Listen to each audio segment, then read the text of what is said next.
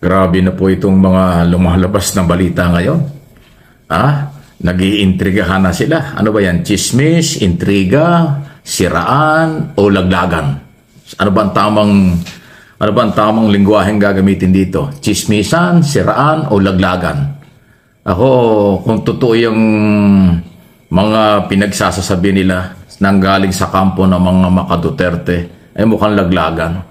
Nagsisisihan sila kung paano nahuli si Duterte, parang may nagpabaya, meron daw nanlaglag, meron daw pong naging traidor, meron daw pong nawala ang nakilala ang pagiging Duterte or alanganin. Kita mo na? Ayan.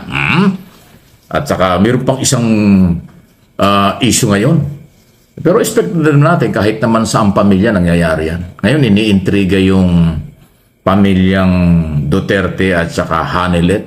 Di ba alam naman natin sa Hanilet yung pangalawang asawa na may anak na ang pangalan ay si Kitty, yung babae. Tapos yung unang asawa ni Duterte, may anak silang tatlo.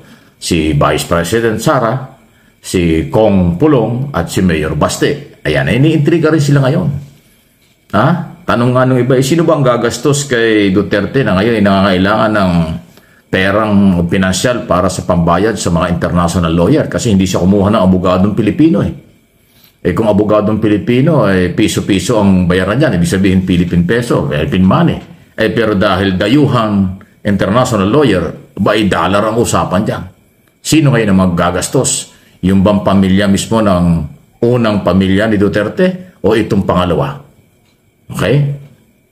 Nako, kung pera't pera lang din naman ang pag-uusapan, wala pong problema dyan sa pera. Alam naman natin na napakaraming pera ni Digong. Sabi nga niya sa Quadcom, di ba, nung una, mahirap lang daw siya, wala daw siyang pamasahe. Pero nung tumagal na, nung pinag-uusapan ng kanyang bank account, ang sabi ni Digong, tingin daw ba ng mga kongresista at ni Trillanes ay hindi niya kayang mag-accumulate ng 5 bilyon? Nagsimula daw siya bilang abogado, hanggang maging prosecutor, hanggang maging mayor, maging congressman, hanggang maging presidente. Yun daw po ba hindi niya kayang ipunin at meron daw po siyang 2 asawa at ito daw po ay mga mayayaman. Kaya kung pag-uusapan ng pera, 40,000 yata isang buwan, 40,000 na dollars. Ay naku, walang-wala yan kay Digong. Chicken feed yan. Wala ba yung wala bang mga abogado na tigwa $1 million kada isang buwan ba ang bayaran diyan? Wala bang ganun? 'Di ba parang napakamura naman yata ng $40,000. Pagtatawanan pa kayo ni Digong niyan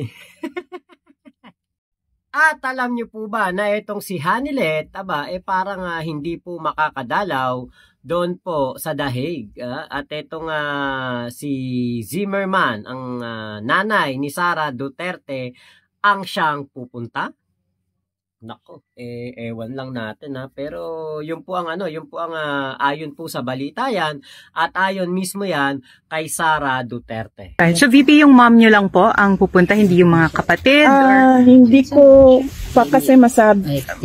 I'm sure darating yon sila. Hindi ko lang alam kasi kung kailan sila makakuha ng visa. Kasi ang mama ko may visa siya so she can come anytime. The siblings nagpa-process po?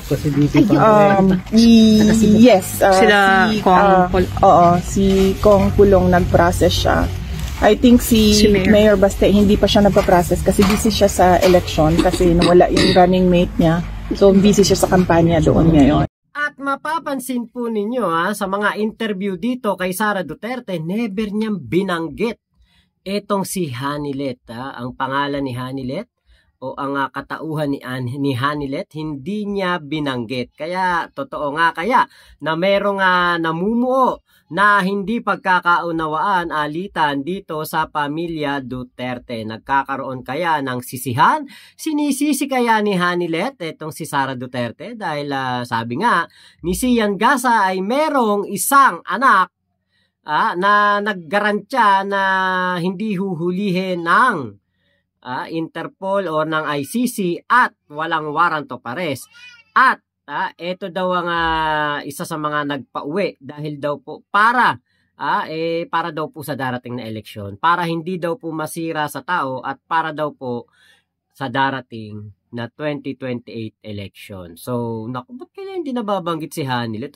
Etong first wife ni Digong ay meron pong German yun, di ba? German, yung si Zimmerman.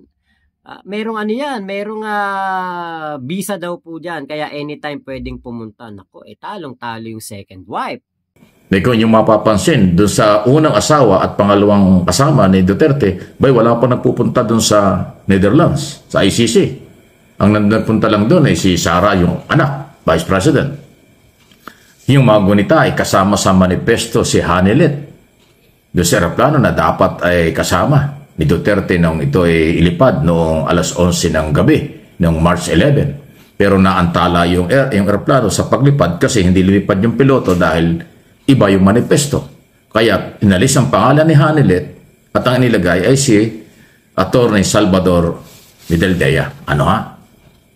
Ayun, yun ho yung nangyari doon. O until now, ilang araw na.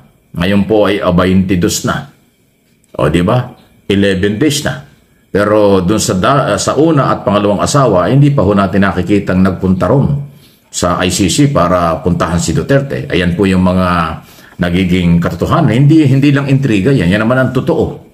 Si Pulong Duterte nga ay nagpaalam noon na lumabas sa media na umalis daw ito papunta ng ICC. Ngayon, di malaman kung nasaan Kasi wala naman doon sa ICC. Ang nakita lang doon di ba? Kung sino-sino lang. At yung pangalawang pangulo, si Sara. Yun po So, ayan na nga po ang nangyayari ngayon sa kanilang kampo. So, hindi ko alam kung bakit sila nagkakaganyan. Kaya nga tayo nagtatanong lang, totoo ba na meron ng namamagitan ngayon sa Duterte at saka Hanilet, yung una at pangalawang asawa, pamilya? At totoo ba na mayroong nanlaglag, mayroong naging traidor? Doon sa sinasabing dapat daw hindi kaagad bumalik ng Pilipinas mula sa Hong Kong si Duterte para hindi nahuli. Kung meron bang traitor doon sa loob ng grupo na nag-usap sa Hong Kong, nandun ako sa kwarto sa mga nag-meeting with former President Duterte. Hindi ko matawag siguro na traitor, pero sigurado ako sa dami ng tao doon sa loob ng kwarto na yon ay meron talagang nagsasabi kung ano ang pinag-uusapan doon sa loob. Kung kanino nila sinasabi, hindi ko alam. Pero kung sino ba ang nagsabi na may traitor? So malamang kung yung nagsabi na may traitor doon sa loob, malamang siya yung kausap noong tao na nandoon sa loob sa kwarto sa Hong Kong. Klaruhin ko lang na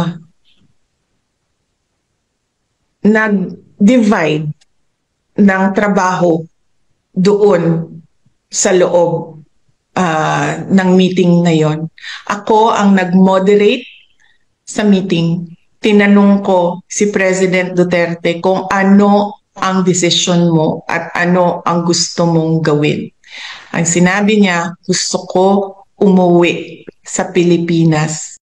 Hindi ako titira sa ibang bayan at hindi ako magtatago. Yun ang sagot niya. And Attorney Bingbong Medaldea was tasked to do the legal remedies pagdating sa loob ng Pilipinas. Ang desisyon na agahan yung flight, ang flight nila ay alas 4, ang desisyon na agahan yung flight ay galing kay Pangulong Duterte dahil ini-expect niya dadalhin siya sa korte. Kasi yun ang dapat na ginawa doon sa arrest warrant.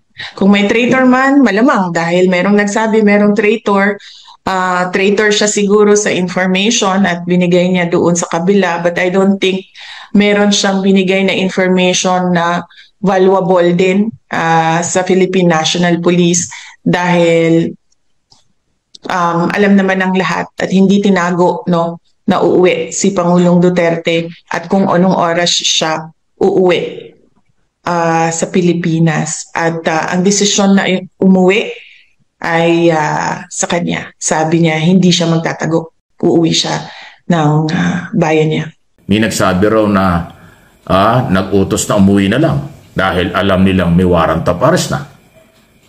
Kasi kung yung magugunita, ang plano doon, alas 4 ng hapon dapat uuwi, pero pinauwi ng mas maaga, alas 9 ng umaga. So, ang layo ng alas 4 ng hapon kaysa 9 o'clock na umaga, na meron daw kung posibleng nag-traidor. Kaya, pinauwi ng maaga dahil alam nga na may warrant of arrest.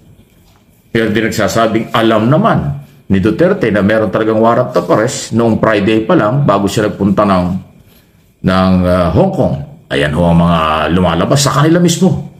Sila din na makakapagliwanag niyan. Inire-relay ko lang sa inyo, sinasabi ko lang sa inyo kung ano ang mga nangyayari. Kung saan kayo maniniwala, nasa inyo na yan.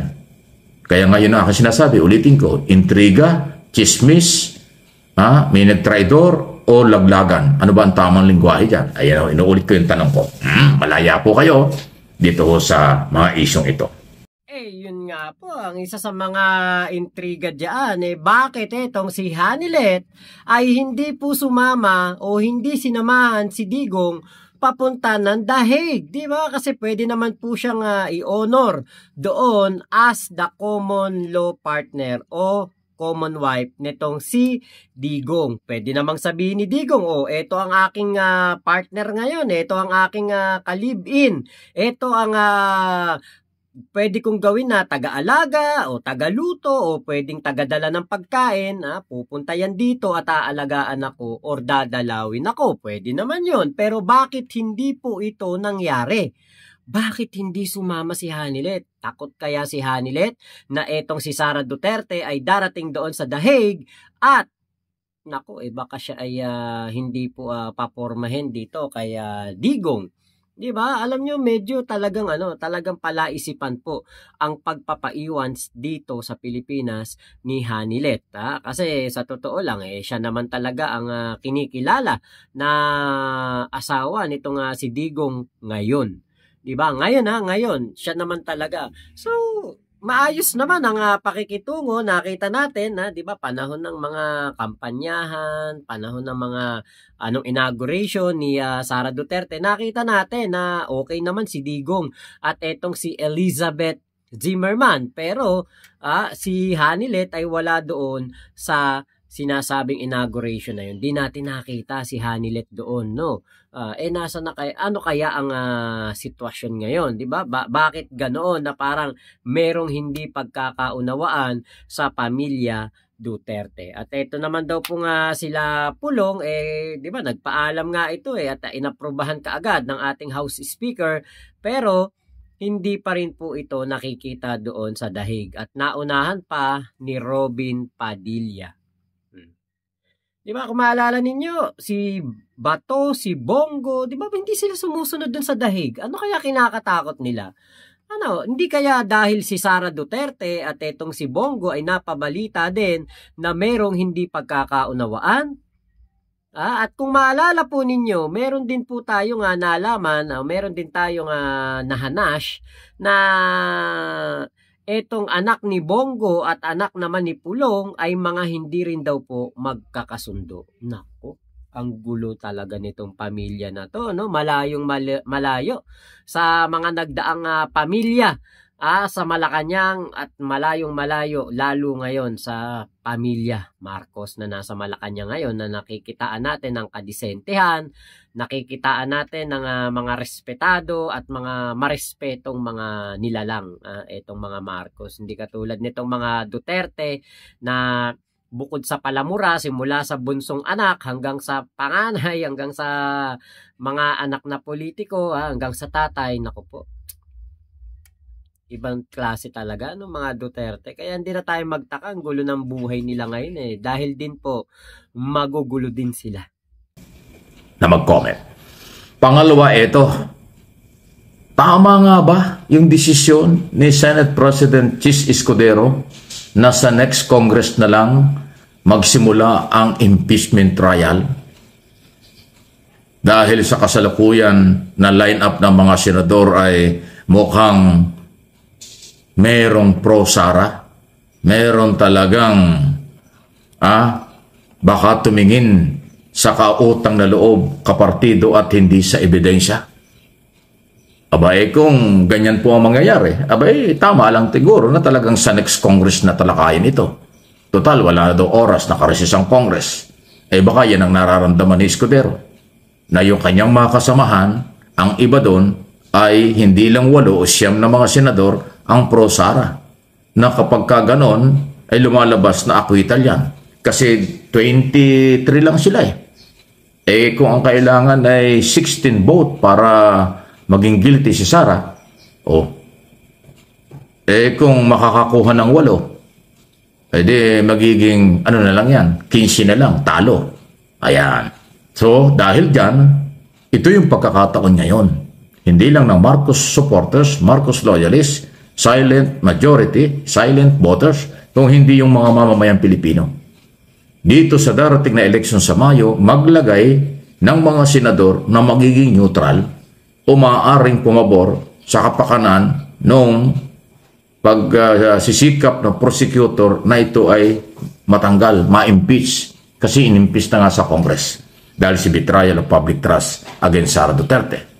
Kasi sa ngayon, kung yung mga gunita doon sa ginawang hearing ni Amy Marcos, lumutang si Cayetano, Estrada, Bongo, at saka si Amy na talagang ang dating pro, sa aking opinion, pro Duterte. Doon pa lang sa pagkaka-aresto. Di malamang, yun din ang mangyari na tungkol sa trial, sa impeachment ni Sara Duterte. 4 na kaagad yun. Paano si Bato? Paano si Padilla? O di ba 6 na sila? O sino pa? Meron pang iba dyan. Kung ganyan ang mga sinasabi ni Alan Peter Cayetano, sa tingin ninyo yung Pia Cayetano, saan yun? Magiging independent ba yun? O magiging pro-administration ba? O yung mga bilyar, paano yun? Ayan ho ang sinasabi natin. Kaya sabi ko nga, mukhang yan ang nakikita ni Senate President Escudero. Hindi lang yung dahil sila ay nakareses ngayon, kaya hindi pwede ang trial. Mukhang naaamoy niya, mukhang nararamdaman niya na may mga senador nakakampi kay Sara. Okay? So para hindi masakripisyo ang ebidensya sa betrayal of public trust, graft in corruption, okay? Kawalan ng tiwala ng mamamayan sa paggastos ng pera ng pangalawang pangulo ng bansa sa nakalipas na taon. At higit sa lahat, yung kanyang pagbabanta sa buhay ng Pangulo, First Lady at Speaker of the House, kasama yan sa Article of Impeachment. At yung pinakamatindi dyan ay yung di umano ay posibleng mga kayamanang nakatago sa mga bangko. Kasi yung mga bank account na nakakalulang bilyones na si Trillanes ang nag-expose nito noong araw pa, kasama sa Article of Impeachment. Kung yan po ay pwedeng mapagtakpan dahil kampihan, ay palagay ko nga next Congress na lang ang trial. At maglagay tayo ng mga senador na pwedeng tumingin sa ebidensya, hindi sa partido, hindi sa utang na loob, o hindi yung kampihan. Ano sa palagay nyo? Malaya po kayo nakapag-comment, react sa bagay na pinag-uusapan natin dito sa atin pong mga channel, Mike Abe Opinions. Subscribe, follow, at siyempre sama na ninyo yung isa pang channel natin, MA Pinoy TV. So, yun nga po pwedeng mas maganda nga yata na itong darating na 20th Congress na lang ituloy ang impeachment trial dahil nga po ang mga senador ngayon ay medyo mga 50-50 medyo hindi natin talaga alam kung sila ba ay pro Sara or sila ba ay pro impeachment. 'Diba? So, sa darating po na 20th Congress, pwedeng ang mga manalo ay mas marami po ang mga pro sa impeachment na ma-impeach itong si Sara Duterte. Katulad nito, si Bato de la Rosa ay kumbaga out of the picture na to si Bato de la Rosa. Kumbaga ano na to, given na to na manalo matalo, hindi ito makakaboto. Bakit? Kapag siya'y nanalo, maoobliga siya magtrabaho sa Senado. Maoobliga siyang pumunta ng Senado. At kapag pumunta siya ng Senado, kahit papigilan ni Chis Escudero ang huhuli kay Bato de la Rosa, ay hindi po pwede. Bakit?